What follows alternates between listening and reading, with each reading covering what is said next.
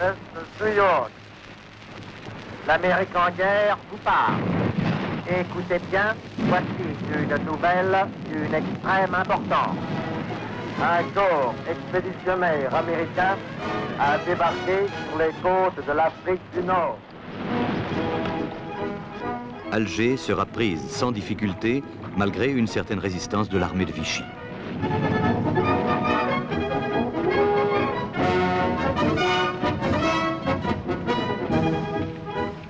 Le général Eisenhower et le général Clark intimeront à l'amiral Darlan le cessez-le-feu. Darlan se soumettra.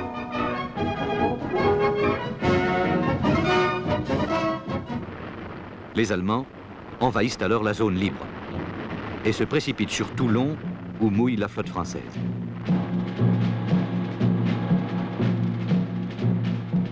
Mais celle-ci avait promis de ne pas passer à des mains étrangères. Le 27 novembre, quelques minutes avant l'irruption des nazis, les navires français se sabordent.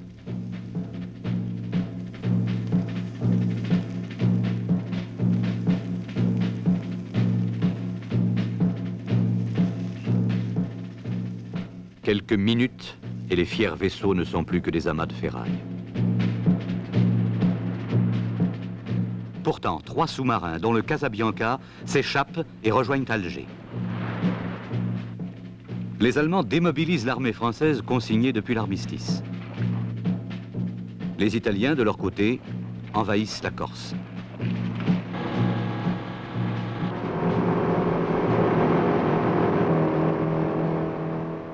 Le Führer est contraint de renforcer les positions du Reich en Afrique afin de soulager l'Afrique à corps. Un débarquement en Tunisie est organisé. Des avions gros porteurs forment un pont aérien au-dessus de la Méditerranée. Vor der Kaserne, vor dem großen Tor, stand eine Laterne und steht sie noch davor.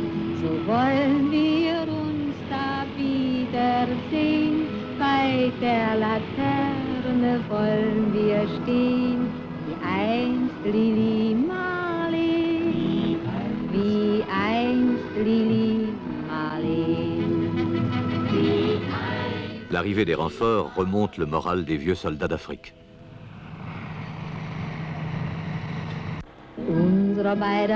Aussitôt, les blindés de Von Arnim font route vers le sud.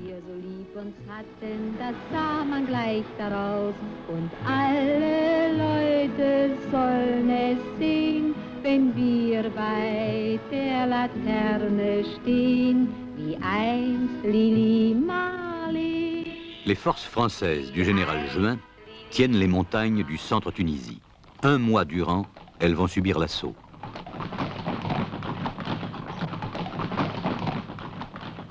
Mal équipés, manquant de moyens, les Français perdent 5000 hommes. Mais les troupes allemandes ne peuvent établir le contact avec celles de Rommel. La situation semble sans issue. Il risque d'en être de même sur le front russe. Tandis que l'Allemagne devient de plus en plus vulnérable, les Alliés s'organisent en Afrique du Nord. Chaque jour, les convois américains déchargent des centaines de tonnes de matériel.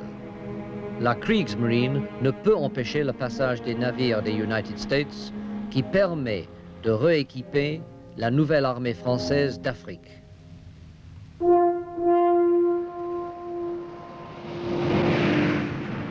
Courageusement, des évadés de France viennent grossir les rangs, transitant par l'Espagne et Casablanca.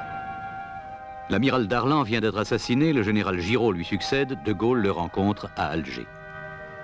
Dès lors, une liaison est établie entre les forces françaises libres de Londres et le commandement d'Algérie.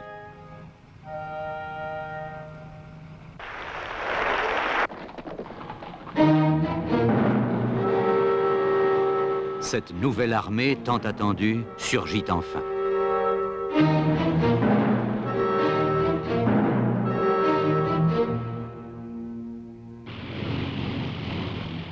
Les autochtones s'engagent nombreux aux côtés de la France.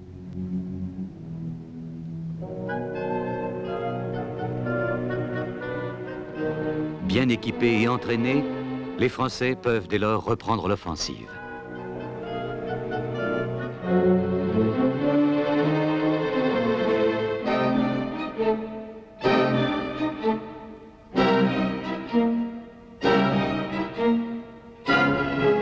La Tunisie reconquise, les Alliés se lancent dans l'invasion de l'Italie le 10 juillet 1943. Parallèlement à la campagne d'Italie, l'état-major français décide d'un débarquement en Corse, où les habitants viennent de se soulever. De longue date, les maquis préparaient l'opération. Le 13 septembre, le Casabianca, aux ordres du commandant Verminier, amène un groupe de commandos.